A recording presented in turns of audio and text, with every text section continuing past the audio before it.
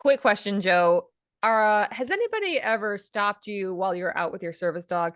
Could be anywhere, and ask you if you're training them for a veteran? No, never. Not once. Man, why does it happen to me every time I go out? Well, I wish I had a good don't answer speak for up you. too fast for me. No, I think it's a convoluted question, and it's a very fair question, and I have heard it happened to other female veterans when I was near them to ask if they were my wife, and that's always a Oh, problem. hmm. I'm always, it kind of throws me. There's always the assumption there that either one, due to not having an obvious physical disability, Hmm. um, or number two, just assuming that females are not veterans. It's just wild thinking that needs to be corrected. Yeah, yeah. I used to get really, really upset about it. Now I take it as an opportunity to I don't know, either turn around and walk the other direction without I would have to answering, roll. or just let them know that women actually served in the military too, and women can be veterans, and that hey, not all disabilities are like yours. Just saying. You could come up with like an informative rap. Oh, My name is Stacy. I am a veteran. Like I'm out of lines. I'm oh, not. that was I'm it. not. Oh, Yeah, that's all I had. I wasn't prepared. well, I'm gonna give you some time to figure that one out. Let's get the show started. This is the Tango Alpha Lima podcast. They call me crazy cause I'm facing all my giants. They try to scare me into thinking I can fight it. They tell me I should never even think of trying. But that's just me, I'm gonna live out in defiance.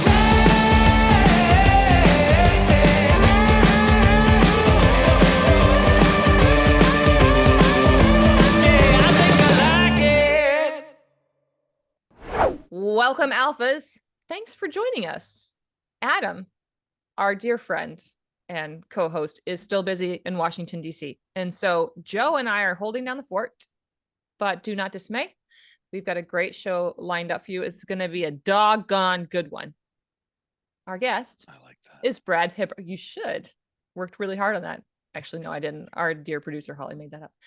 Our guest is Brad Hibbard, who is the Guide Dog Foundation for the Blind and America's VetDogs Chief Strategy Officer.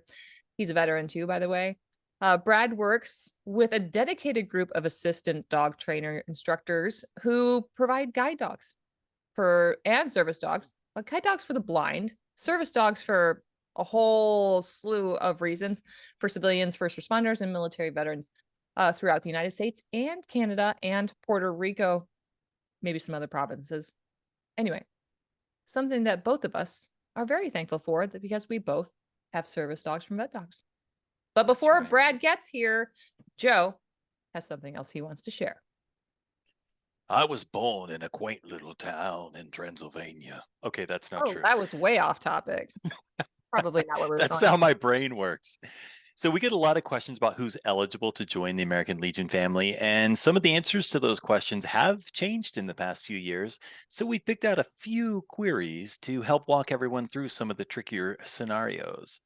So question, do you want to do the question? I'll do the answer. You want to switch it up? Let's do that. Bob All right. Lace asked, I served in the Navy from 1974 to 77. Am I eligible? First of all, Bob, I love your voice. You've obviously taken good care of your throat, nice and smooth. Answer, yes, you were eligible prior to the passage of Legion Act in 2019. However, since that was signed into law, any veteran who served at least one day of active military duty since December 7th, 1941, strangely, the year I was born, and was honorably discharged, or anyone who is currently honorably serving on active military duty is eligible for membership in the American Legion. Yeah. That's Incidentally, right. this change also expands the eligibility opportunities for members of the Sons of the American Legion and the American Legion Auxiliary. So if you've got a motorcycle, this is for you too. Eric Adams asked, I was in the U.S. Army Reserve, never saw active duty. Can I join? I'm going to give you a strong maybe, actually, Eric. Members of the National Guard or Reserves who have a DD-214 from training or wherever activated under Title 10 orders issued by the Secretary of Defense, even for one day, are eligible for membership in the American Legion. Cool. It's a strong maybe. It's a very strong maybe. Gus Stadter. Stadter. Stadter. Gus Stadter. If I'm saying your name wrong, Gus, I'm so sorry. But anyway, Gus asked, can I join? My brother did 8 years in the Army. My stepson did 23 years in the Navy. My uncle on my mother's side, twice removed cousin, was also career Air Force. And my father-in-law was in the Navy. So unfortunately, no, the American Legion membership is restricted to military veterans. Sons of the American Legion membership is restricted to sons and grandsons of the Legion eligible veterans. And the American Legion Auxiliary membership is restricted to grandmothers, mothers, sisters, spouses, and direct or adopted female descendants of Legion eligible veterans. However, we hope that as someone who comes from such a patriotic and service-oriented background, you'll still visit and support your local post when they host events in your community. We will have links in our show notes with more FAQs about Legion eligibility. Okay, Alphas, please stick around. We'll be right back to talk about all the great things that come between a cold nose and a wagging tail with Brad Hibbard right after this break. The American Legion and WellCare are partnering to give our veterans more. WellCare's Medicare Advantage plans work alongside your VA benefits, and that always means you get even more of the benefits and support you need. But it can also mean a brighter smile, clearer vision, or sharper hearing. Find out what more means for you. Visit wellcareforveterans.com today or call 844-917-1165. Ohana Health Plan, a plan offered by WellCare Health Insurance of Arizona, Inc. WellCare is the Medicare brand for Centene Corporation, an HMO, PPO, PFFS, PDP plan with a Medicare contract and is an approved Part D sponsor. Our DSMP plans have a contract with the state Medicaid program. Enrollment in our plans depends on contract renewal. Arizona DSMP plans, contract services are funded in part under contract with the state of Arizona. New Mexico, dual eligible special needs plans members. As a WellCare by All Well DSMP member, you have coverage from both Medicare and Medicaid. Medicaid services are funded in part by the state of New Mexico. New Mexico Medicaid benefits may be limited to payment of Medicare premiums for some members. Notice, TennCare is not responsible for payment for these benefits, except for appropriate cost sharing amounts. TennCare is not responsible for guaranteeing the availability or quality of these benefits. Any benefits above and beyond traditional Medicare benefits are applicable to WellCare Medicare Advantage only and do not indicate increased Medicaid benefits. Indiana DSMP prospective enrollees. For detailed information about Indiana Medicaid benefits, please visit the Medicaid website at www.in.gov/Medicaid. WellCare by All Well, HMO, and HMO SMP includes products that are underwritten by Superior Health Plan, Inc. and Superior Health Plan Community Solutions, Inc. WellCare, HMO, and HMO SMP includes products that are underwritten by WellCare of Texas, Inc., WellCare National Health Insurance Company, and Select Care of Texas, Inc. Hello, Alphas. Today we are joined by Brad Hibbard, Chief Strategy Officer for the Guide Dog Foundation for the Blind and America's VetDogs. Brad, welcome to Tango Alpha Lima podcast. Thanks, Joe. Appreciate it. That's what happens when I read instead of just saying things, by the way. Thanks. I'm illiterate, apparently. Great to see you. Great to see Stacy again. It's been a while. Hey, Brad. I appreciate you coming on the show. Yeah, no, I'm always excited to get an opportunity to talk about the Guide Dog Foundation and America's VetDogs, especially right now is a perfect time to apply for a service dog. So I'm sure we'll talk about that more. Actually, you read my mind because I really wanted to dive right into it. What exactly is a service dog? What do they do? And for VetDogs specifically, or even the Guide Dog Foundation for the Blind, who qualifies for one? Yeah, a lot of times there's a lot of words that get thrown around. Service dog is starting to get used more as an umbrella, but the actual more accurate umbrella is an assistant dog. And then underneath assistance dogs are all kinds of types of dogs. So you have obviously guide dogs that help blind people and low vision people to navigate their environment.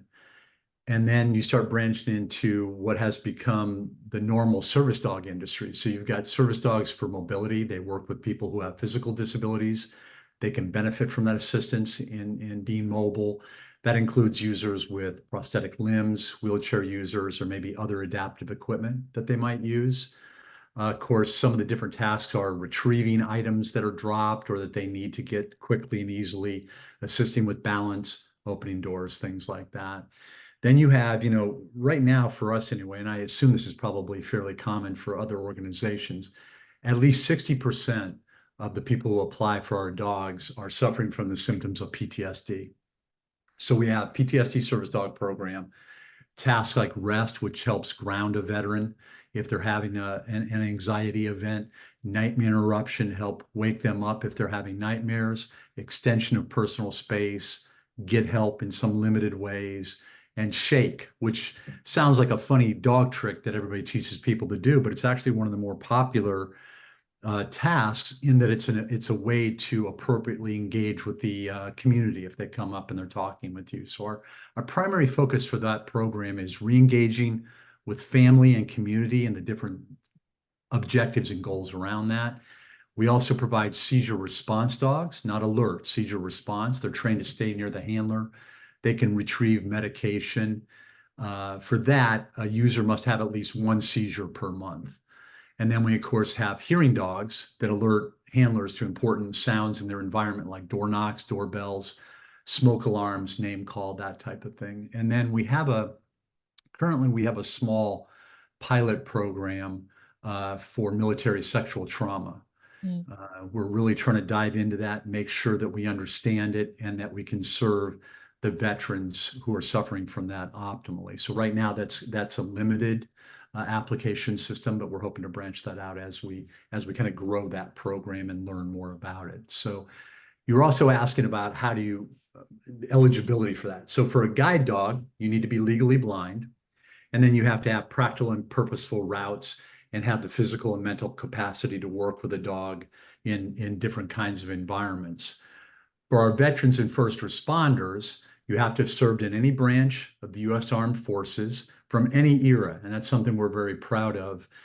For some service dog organizations in the industry, due to their resources or other limitations, they're only able to serve individuals who are post 9/11 veterans, but we will serve any era. I worked a couple of years ago with a veteran that was in his 90s who was still working with his guide dog from World War II. He lived right there in Smithtown, Long Island, where the Guide Dog Foundation and America's VetDogs campus is. So have to have received an honorable discharge, or if you're an active duty military member who you're going to plan on staying stateside, you have command approval. If you're a first responder, your disability is work related. So then you are either visually or hearing impaired or physically disabled. You're able to participate in our 2-week program at our campus on Long Island. You live in the US or Canada and have a stable living arrangement. For PTSD service dog program, it's important that this program is limited to veterans with combat-related PTSD and first responders with work-related PTSD. And then we talked already a little bit about the MST program. And that's kind of it in a nutshell. But if people want to learn more, we've got a great website that will walk you through the different types of dogs and how you can apply. And you can just go to our website at vetdogs.org. I hope you don't mind if I have a follow-on question to that. Sure. You know, Charlie, my service dog, who I got through America's VetDogs, and he is my mobility, hearing, and seizure support dog, amongst many other things, including PTSD support. I remember when I went through the training, one thing that they really put an emphasis on, they being the trainers, was service dog care, support, and knowing how to care for them, because having a service dog is responsibility. Sure. We talked about who is a candidate for service dogs, who may be not a candidate for a service dog. I think, for us, the main thing we always focus on in the application process is what the objectives and goals are. And at least in my own personal experience, I've been doing this now for 39 years in the assistance dog industry. And when I'm talking to an individual, I've sat in a lot of living rooms doing a lot of home interviews. And I think from my perspective, when someone doesn't have a clear goal and objective for why they want to bring the dog into their life, they should probably take a pause and think that through and really figure out what they want to do, because it's such a commitment. As both you and Joe know, there's a lot of commitment to the care of your dogs. Maintaining them, keeping their skills sharp, maintaining their physical and mental health is good. And if you don't really have those goals and objectives, you're probably not going to be 100% dedicated to that. And then things start to slip, right? The skills start to lessen, and before you know it, you've got a pet dog and not a dog that's actually helping you with in the way that you wanted to originally. So I think also, what's important is that somebody has stability in their life. That's one of the main things we're looking for in the application system. So if someone has PTSD, we want them to be engaged in mental health counseling, because again, the dog is not the 100% solution for that disability. It's a supplement to the other care and therapy that they're receiving. And on the stability front, you also want it to be that, it's not uncommon, unfortunately, for folks with PTSD to have some substance abuse in their background, some self-medicating that was happening before they reached out and started to get the care and therapy that they needed. And, we want them to be sober and post substance abuse use for at least 1 year. And again, that just kind of goes back to the whole that you're stable, you have a disability that you want to mitigate, whatever that might be, but you have a stable living condition, and that you have a good support network around you when you need assistance. So these dogs are incredible. I'm on my second one. If I could make a request, it would be teaching the dogs to make grilled cheeses, but we'll talk about that offline. But I know that the process for some of the dogs is different. I know that you have a prison program. I know that, and as a side note, I love the pilot program for MST. That's something that's near and dear to my heart. And I'm so glad, one thing that I always say is that the reason you want someone that trains for something specifically is because that training is custom, and it should be custom. And so, as America's Vet Dogs learns more, we can train for more. And so we're not going to tell someone we can do something that we can't do. So I love that pilot program. Any way that anyone could support that, it's beautiful. So, but I do want to talk a little bit about the dogs themselves. So, can you tell us a little bit about the journey of some of the dogs from selection and training to being matched with a veteran, and what is unique about America's Vet Dogs and the Guide Dog Foundation's process compared to other training programs? And I just want to say, for me personally, I see a lot of dogs. I go out with I went out with Benji, and I go out with Galaxy, and rarely do I see a dog that impresses me quite as much as I see from dogs from this program, number one. And I think that has some to do with the training that you give the veteran themselves to help maintain the quality. And number two, I think that one thing that I think is incredible about you guys is the matching process. So if you wanted to talk a little bit about the journey of the dog and that matching process, that would be great. I'd love to hear about that from your perspective. Sure. Yeah, happy to. Yeah, I think there were multi-part questions in there. So if I lose the plot or something, Joe, help me out. That's fine. I have multi-part brain. All of it starts with a good breeding program. It all starts with that. So all of our dogs are bred at our campus on Long Island before they start their journey towards being developed to be an assistance dog of some type. So it really starts with a really strong breeding colony. We also are members of Assistance Dog International, as well as the International Guide Dog Federation, which gives us access to large global breeding consortiums. So all the members of those organizations do a lot of sharing of DNA. That way we can always bring in fresh new DNA into our colony, and we can breed dogs that are healthy physically and that have strong temperaments and are sound, for all the different kinds of works that we need to do. So at around 8 or 10 weeks of age, after those puppies are born, they've had a little bit of socialization with our staff and volunteers there on the campus in New York. The majority of the service dogs then go out to our prison programs. Currently, we're working with 14 different partners. Now, people will ask sometimes, they'll say, well, how do you select which of the puppies are going to be service and which are going to be guide? We don't actually do that. It just depends on where we have openings in our prisons and where we have openings for our guide dog raisers. So you could have, 10 puppies in a litter, and 5 of them will go off to the prison to start their development as a service dog, and 5 of them will go with raisers to become a guide dog. But I'll get to the unique part about how that might not always play out the way we think it does on the front end. So focusing on the prison program, like I said, we have 14 partners that we work with primarily up and down the East Coast, from Maine all the way down to Florida. The dogs go in and they work with an inmate. They live and work with the inmate in those facilities. But there's also, importantly, weekend puppy raisers that are attached, because the inmates will work with the pups Monday through Friday, building the foundational tasks of push, pull, and retrieve that eventually then get turned into the more advanced things once the dog comes in for training.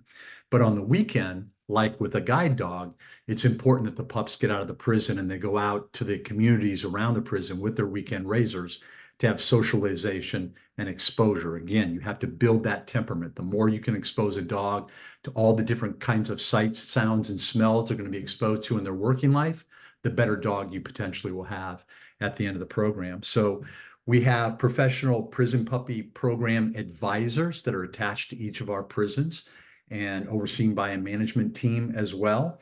And so we're tracking the development of the dog. Our staff are in working with those inmates on a constant basis, developing each dog in the way that will best serve it to become what we want it to become.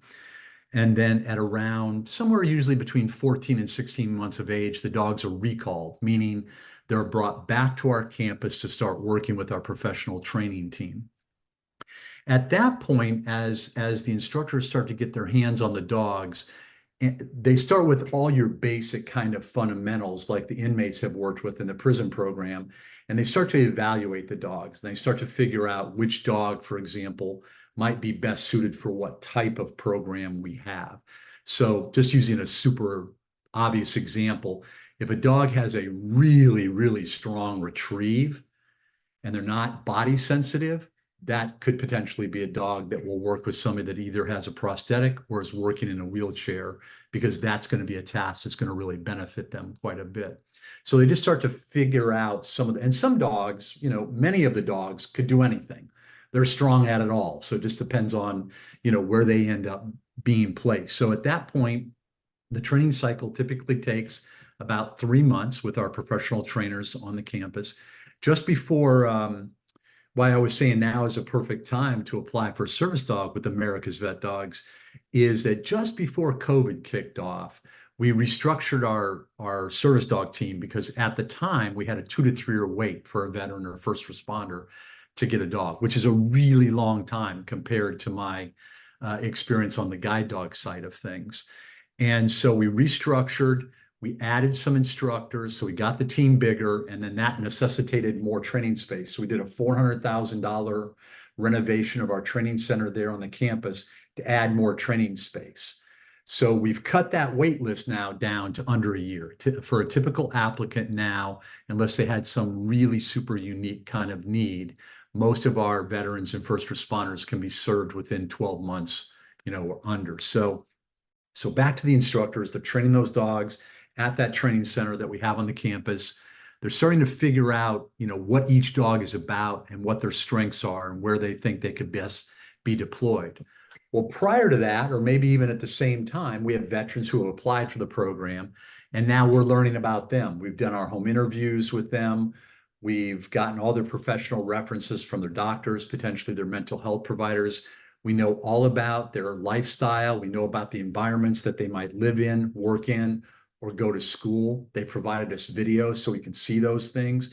So we have all that background knowledge of the applicant. We have all the knowledge from when this puppy was born, the day it was born. We've been tracking those pups' progress, and now we know about them. And as you say, Joe, then, you know, the magic sauce is really the matching process. And it really comes down to having all that information. If you didn't have the information about the applicant and you didn't have the information about the dog, you couldn't match that up. But you start to look again at lifestyle. So for example, Joe, I know John Miller, our CEO, likes to always use, he actually uses you as an example. I don't know if you know that, but, and the way he uses that as an example is he talks about George H.W. Bush, who of course we were very honored, AVD was very honored to serve President Bush with Sully, his service dog, and Sully is currently assigned at Walter Reed Military Medical Center in Bethesda, helping veterans there. After the president passed away, that was his wish, that the dog would go to Walter Reed to help other veterans. And if we look at President Bush and we look at you, Joe, those are two different individuals, right?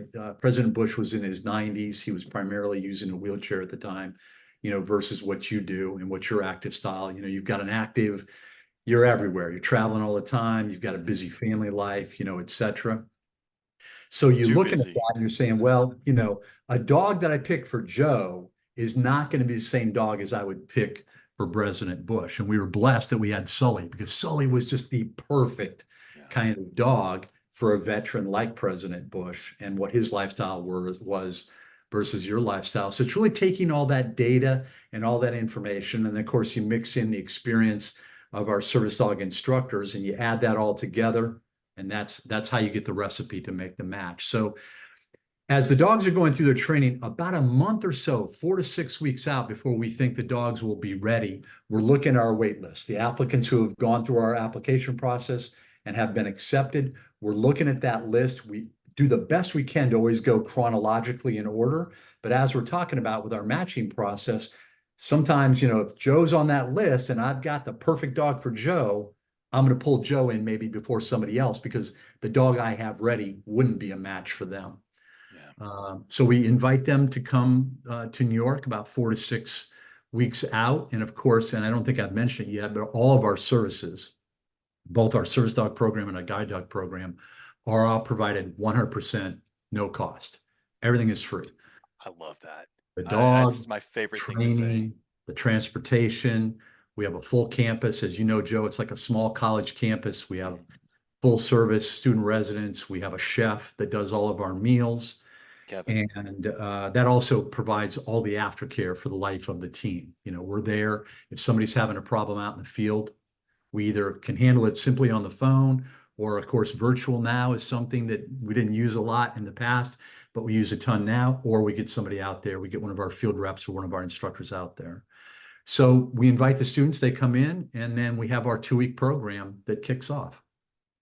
It's funny, if I'm going to mention someone's name when I'm telling my story, it's going to be Kevin, the chef. Yeah. I'm serious. Anybody who knows me knows I can be manipulated and worked with food. So Kevin always gets 5 stars from our exit interviews, for sure. I think as an alumnus, the facility there is immersive. And you cover just about everything you need to know. If you've never had a service dog before, if you've never had a dog before, it allows you to be comfortable with what your new normal is about to be, because being out with a service dog is very unique.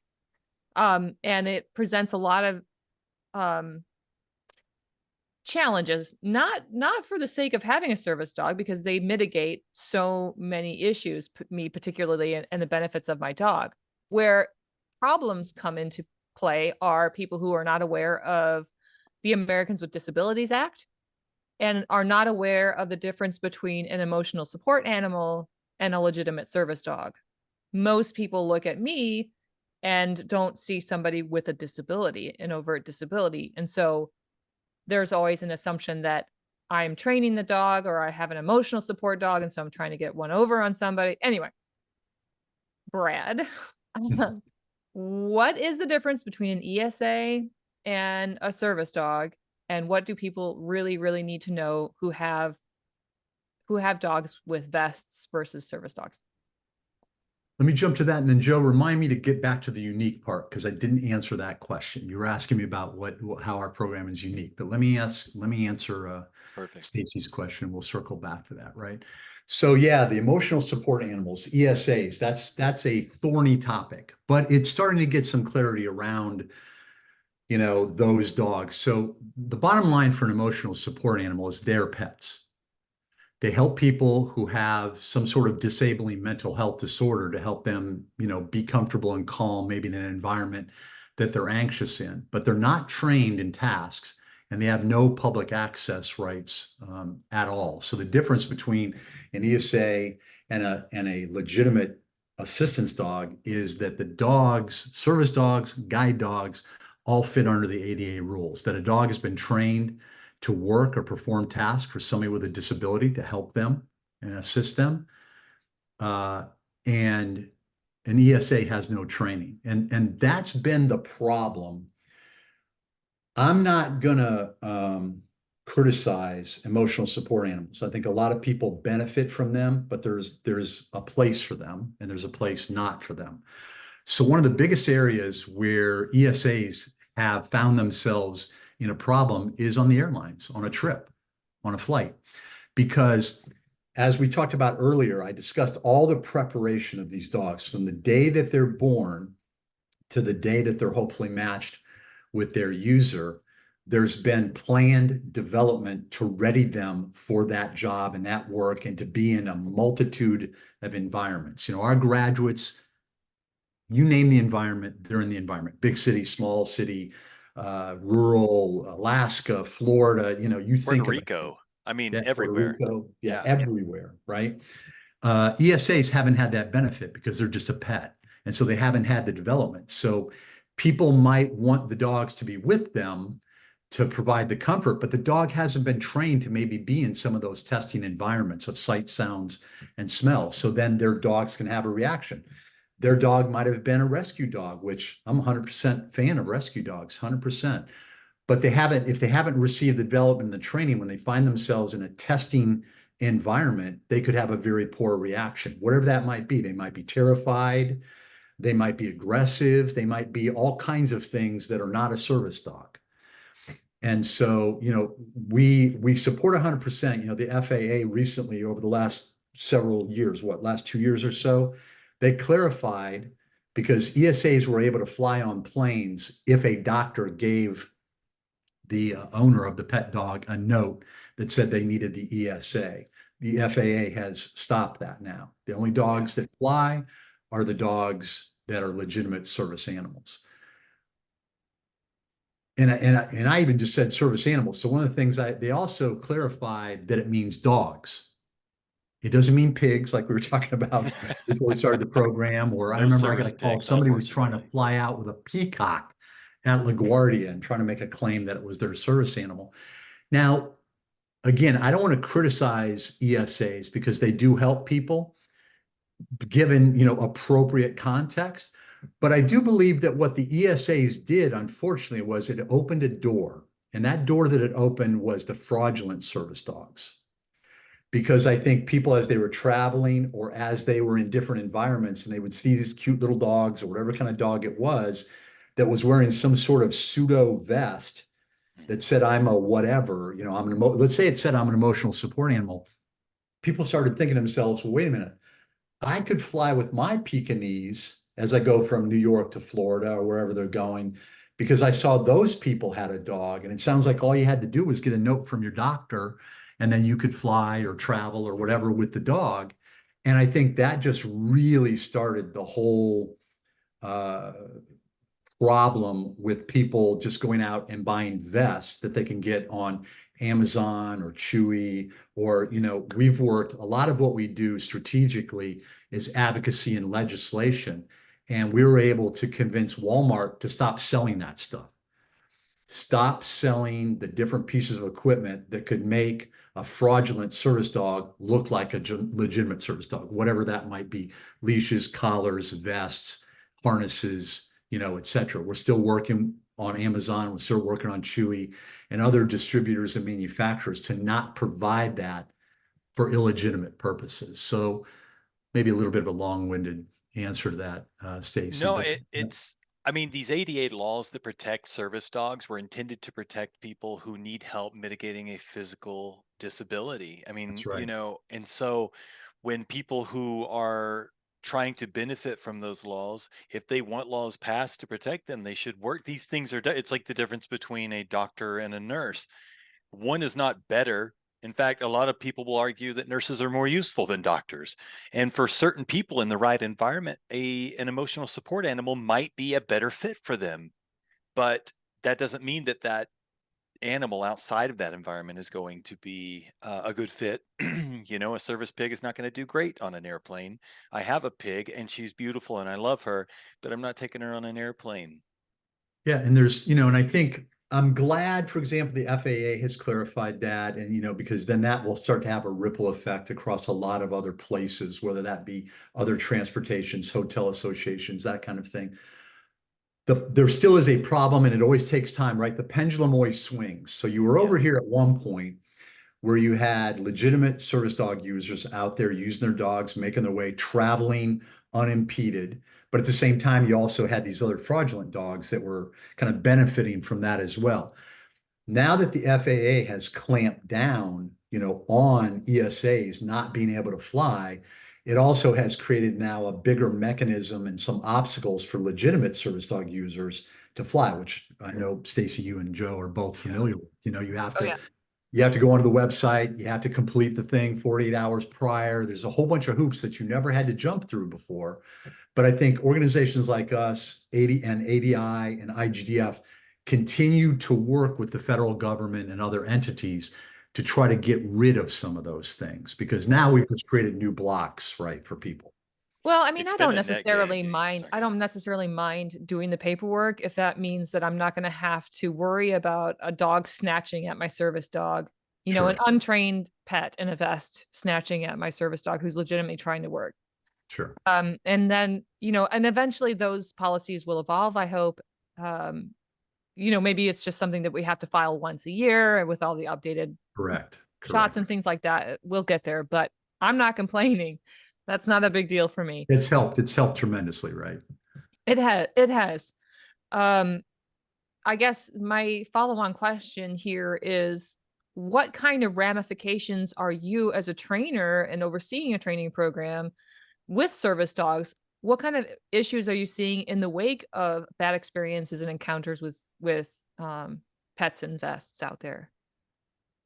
Yeah, I think Joe was kind of alluding to it earlier. We've had dogs that have to retire because, again, a lot of these animals that are out there, whether they be ESAs or they just be straight up fraudulent dogs, they haven't had the preparation and development to be in the situations they find themselves in. And sometimes that can turn to aggression.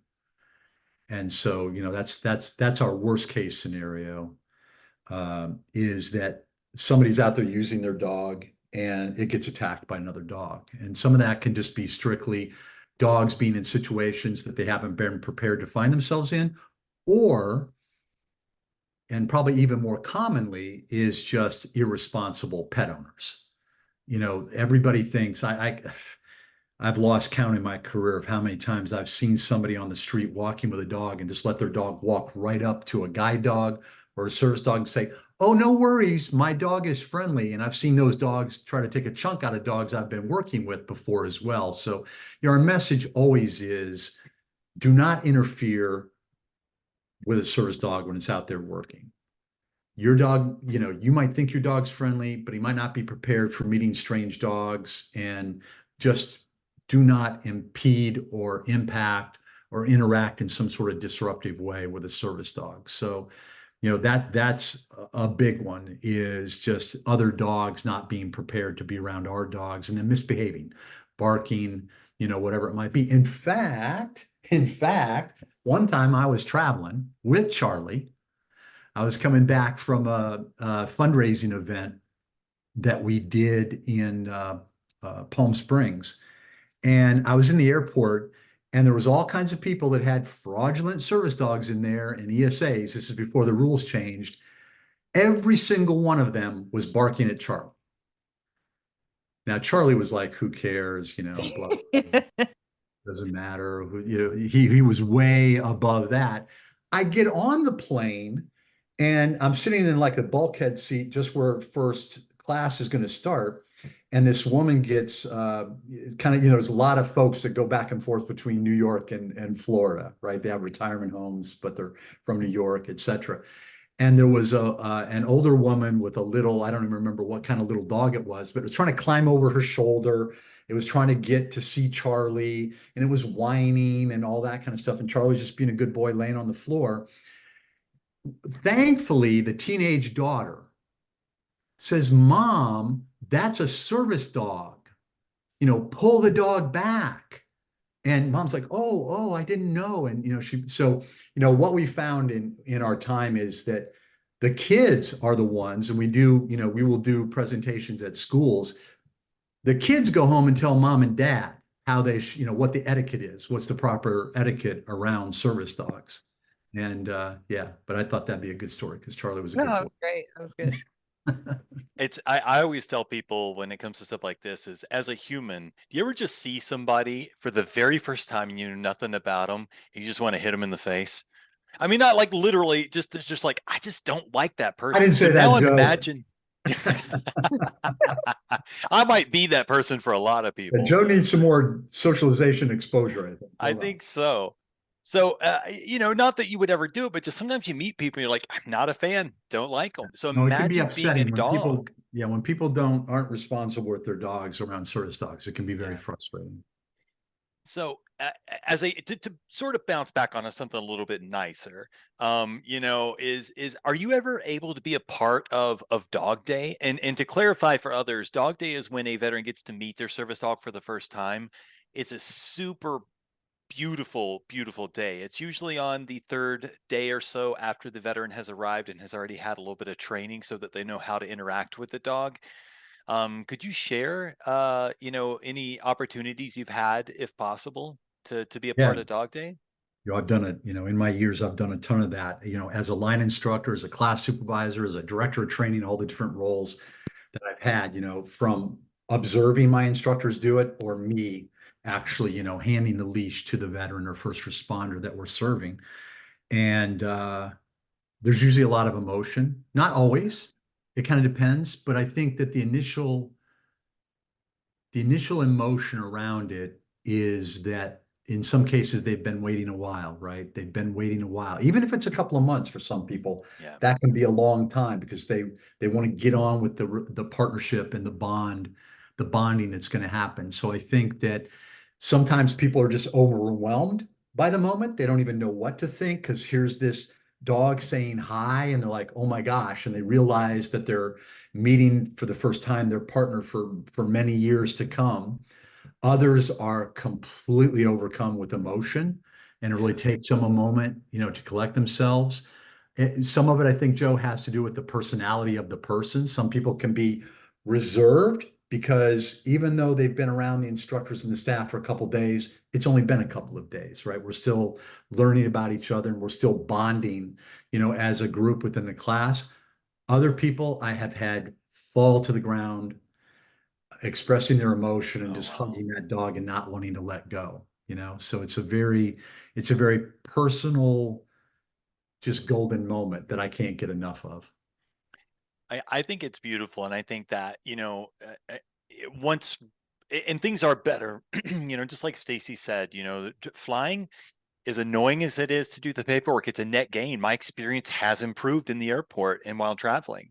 It's good. And so, as their education has changed, I think it's really made a big difference. So, the VA still has issues sometimes with some of this, given the VA issues service dogs as like through prosthetics under walking and mobility. So you'll go through prosthetics department for, with help for dog of record, or I'm so sorry. I refuse to learn the new name for it because dog of record was great. And somebody got paid to change it. And I don't know why, but it used to be called dog of record. It's not dog of record No, anymore? it's not. It's the vet. We always, it was always kind of called that. In the background, it was always the veterinary health insurance benefit, VHIB, VHIB, veterinary health insurance benefit. So yeah, so dog of record, like you just said. Yeah. Why do you think that that staff in the VA are starting to be a little better educated, considering they're part of it? We've had applicants say that they've never heard of this program, and then we've had some people that could walk them right through it like it was nothing, even though they haven't dealt with America's Vet Dogs or the Guide Dog Foundation before. Yeah, the veterinary health insurance benefit, VHIB, dog of record, is a huge topic for us. And one of the reasons it's a huge topic is that it's very difficult and it can be very challenging for our veterans and not first responders because they don't fall into the VHIB program, but it's very difficult for a PTSD service dog user to get VHIB. And that doesn't make any sense because a couple of years ago, there was a new PAWS Act that was signed in. A big part of the PAWS Act is a whole different topic that we don't have time to go into today. But a big important part of that PAWS Act was at the very bottom. And remember, this is something that was approved by Congress and put in front of the President of the United States who signed it, which says that veterans who have PTSD service dogs will be accorded that benefit, no different than anybody else. There is no reason for that to be different. So, we continue to work with the VA. We want to be partners with the VA to make sure that they understand how important this is. And we've got a lot of, our CEO, John Miller, is in Washington, D.C. all the time for lots of different topics. And I know, Joe, you've been there helping support that as well. Different things we're involved in. And this is one of the topics as well that he's putting in front of Congress's, putting it on the table in front of them. So I think it's getting better, but organizations like us, we work with veterans. We do as much outreach and as much connection. If somebody's having a problem, we will reach out and talk to the appropriate, management at the VA facility that they're dealing with to try to help them with that. Sometimes it helps, sometimes it doesn't, but I think we all have to keep that appropriate pressure up, on the VA around that topic. A guide dog user, or like you were saying earlier, Stacy, somebody with a visible disability, that usually gets signed off. Not always, but that usually just gets signed off and moved on. So we've got to make sure that we continue to present the case that these veterans, they should get this benefit no different than any other veteran. Yeah. And there's no reason that they shouldn't be provided this. So, the alphas that are listening, some of them are veteran service officers for the American Legion, and they provide guidance and support for the veteran community at large. If some of them want to know a little bit more about these particular dog of record policies, where can they find more information? Is there a place on, say, the VetDogs website or certain legislation they can look up? That is a good question. I don't have that right off the top of my head. I'm not sure if that is on our website because we're typically dealing with graduates on that. But you know what? I'm going to make a note of that. Okay. And if it's on there, fabulous. Then you can find it on our website. If it's not on there, I'm going to work with our admissions team and get that information up just as a helpful resource for graduates who are already out there having a problem, wherever they've gotten their dog from, to help them. Okay.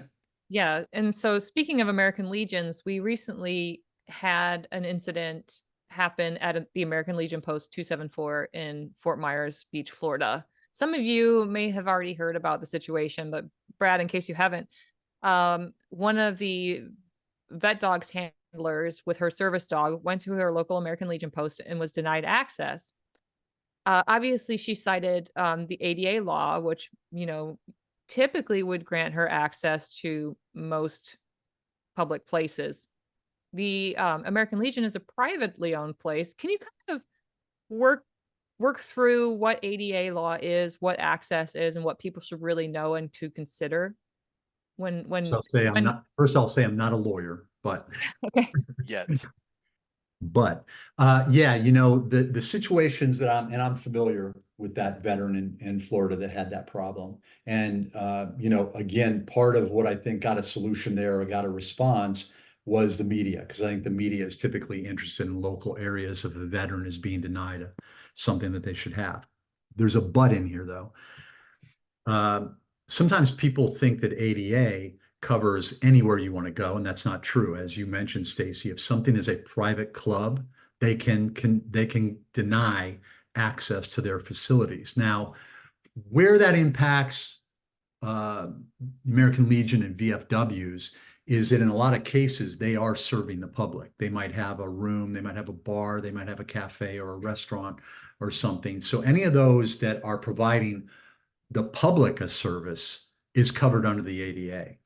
If any place, whether it was a VFW, the Legion, whatever you can think of that is a private club, they are not covered under ADA. And in fact, federal facilities like the VA are not actually covered under the ADA as well. But there are some other rehab acts and other things that do provide similar coverage from that. So that's always a big one, is people have to understand that if it's a private club or it's a private entity, they don't have to provide access under the ADA. Yeah. I think there was just some irony in it that, you know, the American Legion and the VFW serve veterans, and so many veterans are disabled and seeking out ways to mitigate some of these disabilities, and service dogs being the up and coming, well, they've been around for a long time, but more and more veterans are taking advantage of service dogs and what they offer. I do know that in the wake of that particular incident, so many people within the American Legion are actually having like little remedial training opportunities to talk about ADA and what service dogs actually do. What are some questions that the public can ask a service dog handler to kind of suss out whether that's a legitimate service dog or an ESA?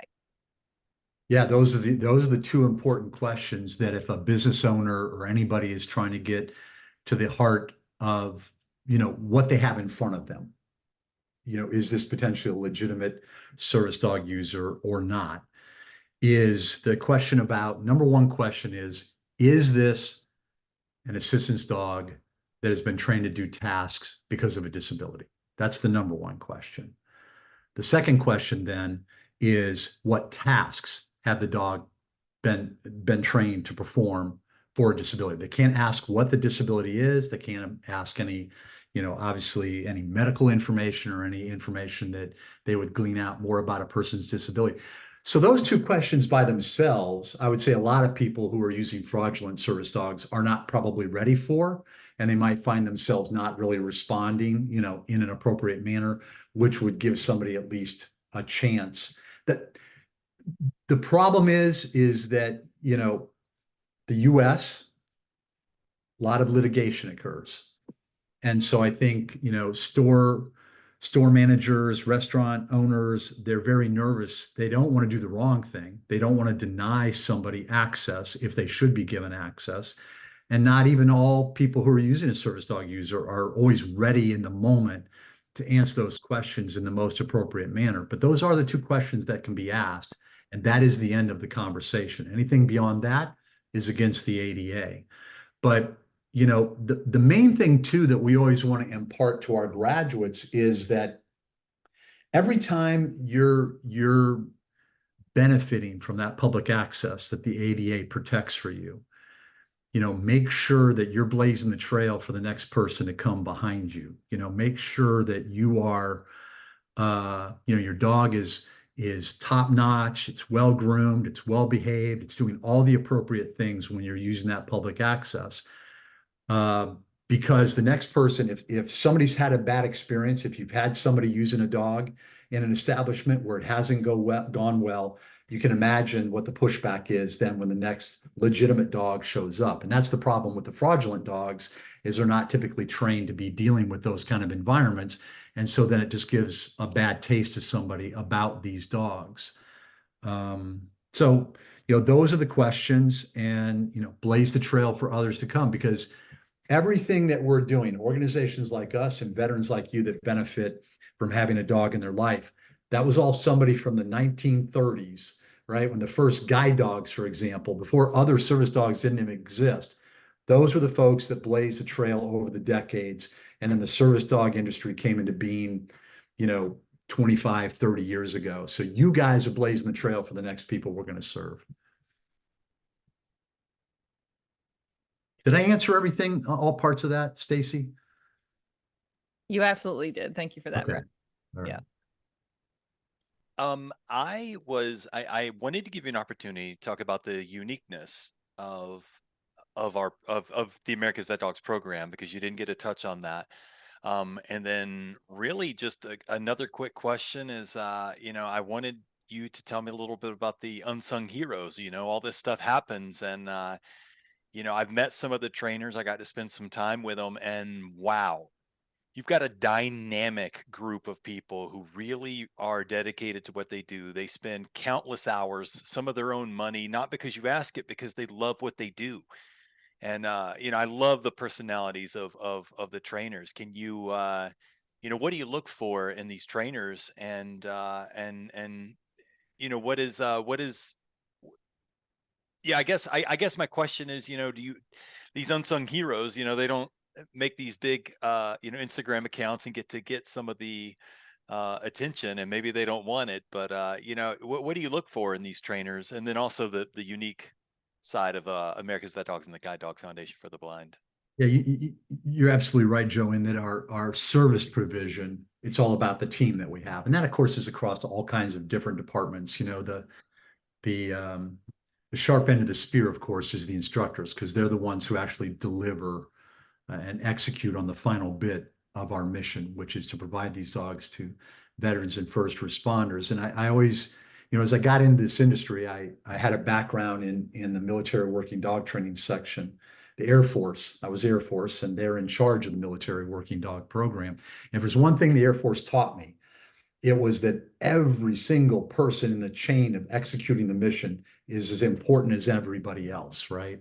So I never like to just focus on our amazing instructors, because there's people in our breeding program and our puppy raising program, our chef, you know, our prison programs, you know, all of that leads to it. But of course, like if I'm using the Air Force as an example, the instructors are like the pilot. They get into that plane and they're going to execute their payload or whatever their mission is that day, right? And the Air Force always drummed it into my head that the dental hygienist who's cleaning your teeth is just as important as anybody else, because a pilot can't get in that aircraft and take off if they're dealing with a toothache, right? So, but our instructors are amazing. And, you know, what I've seen in the industry, initially, I was kind of the model way back in the day when the broader service dog industry didn't exist and the guide dog industry was kind of it. They were the game in town. A lot of folks were coming from military backgrounds because they'd already been handling or training military working dogs. You know, we're looking back in the 50s, the 60s, the 70s, that kind of thing. But then over the years, it's broadened, and we've actually had, you know, the typical service dog instructor now is usually female. You know, a lot of women have gotten into this industry. And I think the reasons for that is because the industry smartly and wisely started to expand the types of people they were bringing into the industry, into the career pipeline of being a trainer and being an instructor. And so I've worked with amazing instructors that come from the equine background. There's nothing like having to take care of and work with and train a horse that will teach you some hands-off positive reinforcement strategies, right? I've had instructors that come from the zoo world, same kind of thing. You know, I had an amazing instructor that's still a colleague at another organization who worked with elephants at the Oregon Zoo, at the Portland Zoo, as well as puppy raisers. So that's a big one now, is puppy raisers tend to get connected to this mission before they even think about ultimately the career of being an instructor. And so, you know, you're starting to see that across the industry, is lots and lots of instructors coming from a puppy background. And Joe, what makes that so special is they already know about the mission. They already know a lot of the nuts and bolts of how that mission is completed, and they've already got the passion and the commitment. The last thing, the unique thing is there's very few assistance dog organizations in the world that have both a guide dog program and a service dog program. So when I was talking earlier about the matching process and the evaluation of the dogs when they come in for recall, we have dogs that will successfully cross boundaries. If a dog has strengths that we think could lend itself to being a better guide dog than a service dog, we'll switch the dog over to our sister program. Or if we have a guide dog that we think would make an amazing service dog, we'll bring it on to the service dog team. So that way we're able, you know, those dogs, we brought them into the world for a purpose. We want to be responsible breeders. We want to do the most with the limited resources we have. So that duality of those programs is probably one of the most unique things about us in this industry.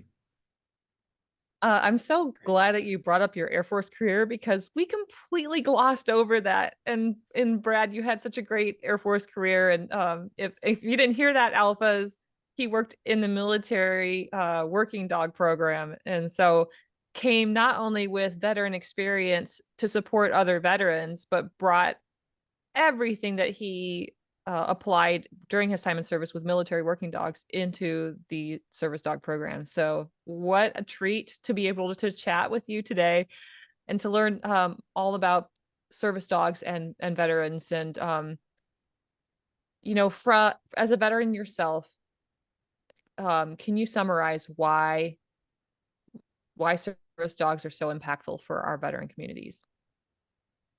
I think in my career, when I got out of the Air Force and I was trying to decide what to do, a lot of my unit was going into law enforcement, which I certainly could have gone into, different federal agencies and that kind of thing. But there was something about service dogs that was niggling around in my brain. And I think one of the most impactful things, when I first got into it, I still didn't know, was this going to be my career? When you get into anything at the beginning, you don't know if it's going to end up being your life's work or not. And I met a veteran this was early in my guide dog career. I met a veteran who was my same age, who was also Air Force and had also been in the security police, because before I got into the military working dog training section, I was security police. And that had I saw a mirror there. I saw something that was like, that could be me. Same age, same background, same branch in the military, same MOS, all of it. And that had a huge impact on me. That really made me say, you know what, this is the thing I want to do. And then over the years, as I've worked with people past 1 or 2 dogs, I've seen how their life and their family life and that ripple effect of their community around them, that impact is huge. We love the individual impact that it has on all the people that we serve, but we also recognize that huge ripple effect that it has when somebody partners with a dog and there's that impact in their life. Yeah. Well, as somebody who's benefited from all that you've done and everybody who volunteers at VetDogs, I want to say thank you to anybody who's ever donated to being the puppy raisers, who's schlepped me back and forth in the shuttle, who's supported me in the days after training my anyway. And of course, my service dog, Charlie.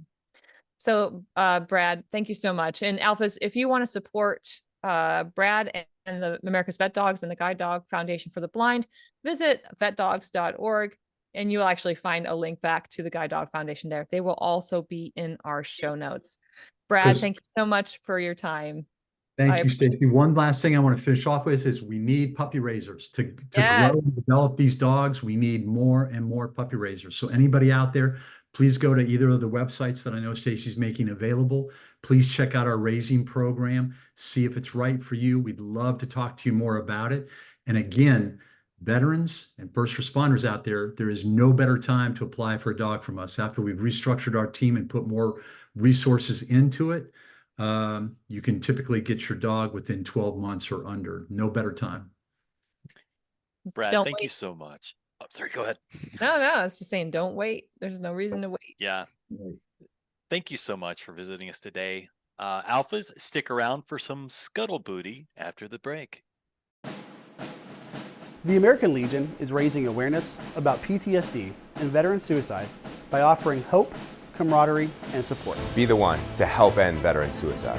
Be the one to save one veteran. Be the one to ask a veteran in your life how they're doing.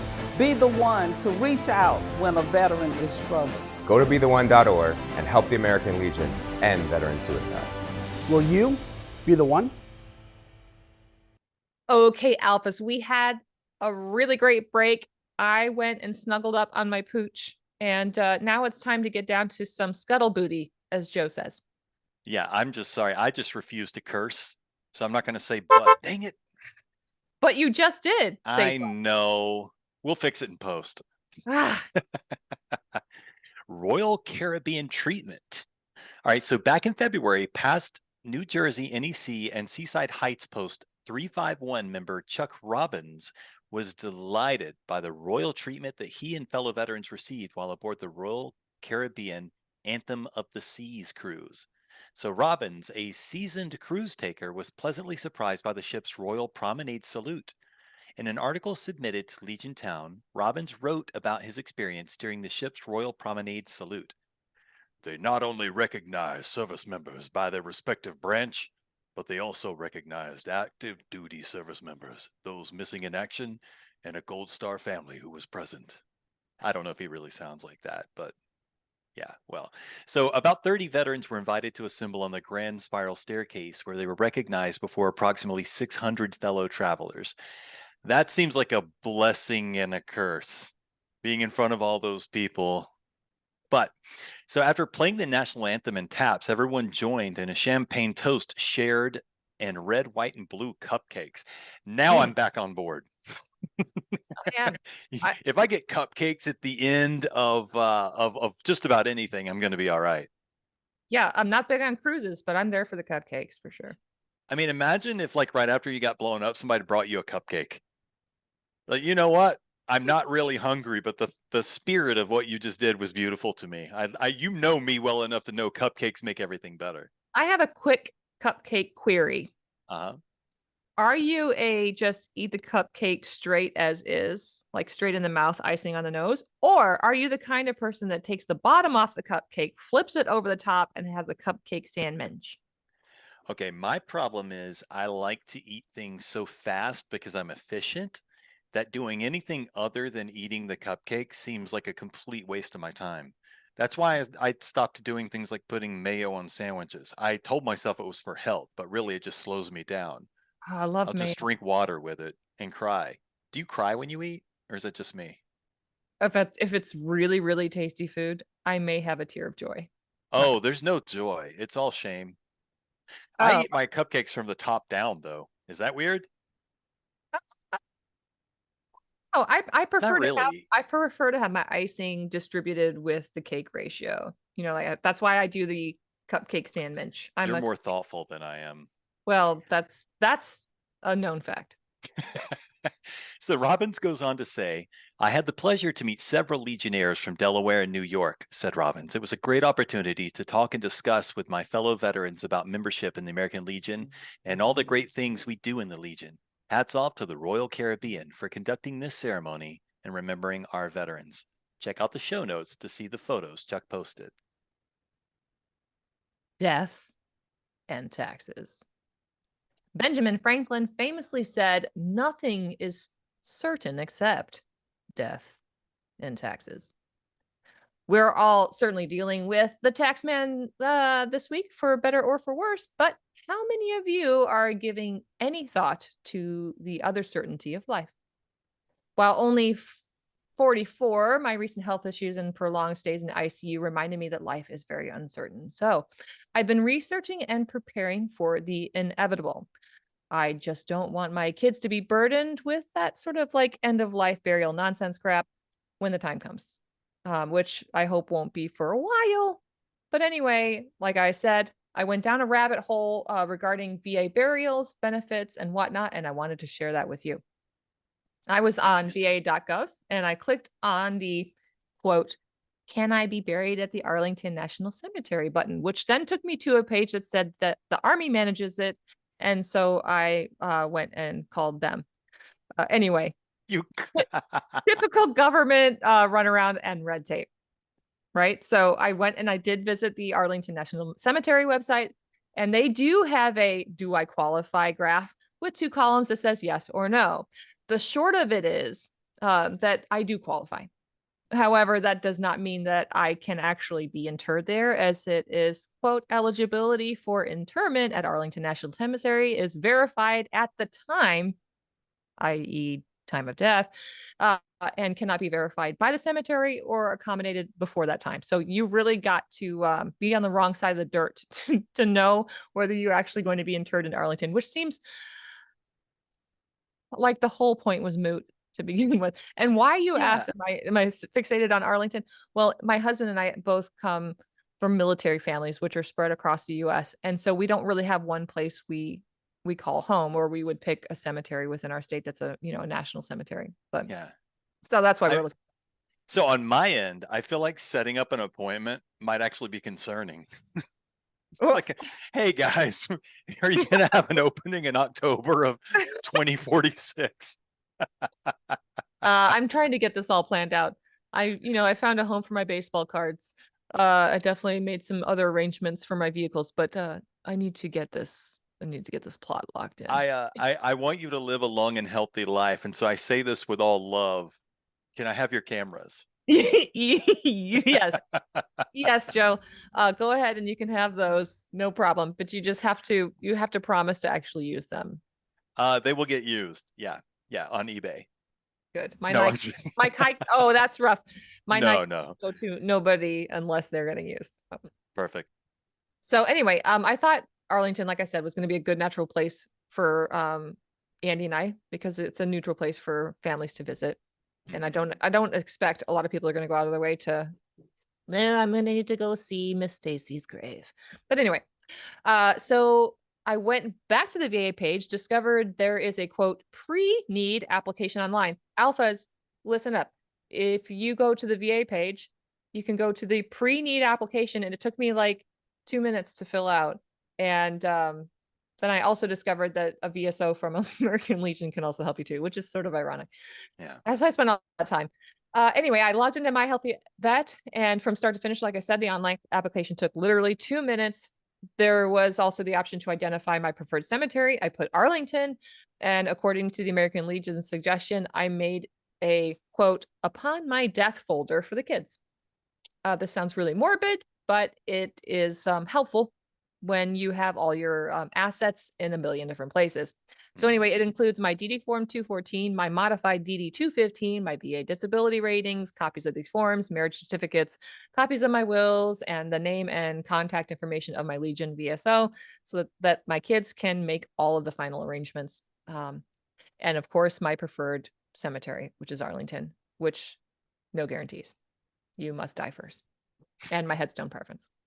So, and like I said, it may be a little bit morbid, but there's also something satisfying about taking care of this, so my loved ones don't have to. Joe, that's true. Quick question though: what is the estimated safe, not rude time period to wait before I ask Andy for the cameras? like day of is probably a little tight. I think I would time-wise? probably give him a good week for mourning, and then you can Yeah. say, Well, what if he gets rid of them before that? I'm really excited about this.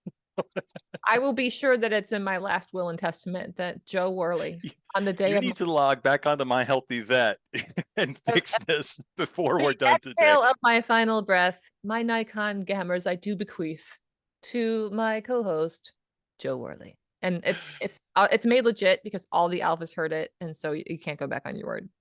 All right, so that's you made some arrangements. I It did. sounds like something that I should probably do as well. So what about you, alphas? Have you thought about, or have you already made your arrangements? If not, we've got some helpful links in the show notes that'll get you started. Yep, just be prepared. If you're on this side of the dirt, prepare for the other side. Celebrity veteran. From private first class to pop art icon. So during the 1960s, Roy Lichtenstein, I hope I said that correctly, a leading figure in the new art movement with his comic-inspired pop art. Before his rise to fame, the artist in training's pursuit of fine arts degree at The Ohio State University was interrupted in 1943 when he was drafted into the Army during World War II. That seems like a pretty big interruption. Yeah. So, Mr. Roy, I'm going to go there, trained in different programs for languages, engineering, and pilot training, all of which were canceled. He eventually served with the 69th Infantry and as an orderly, a draftsman, and an artist.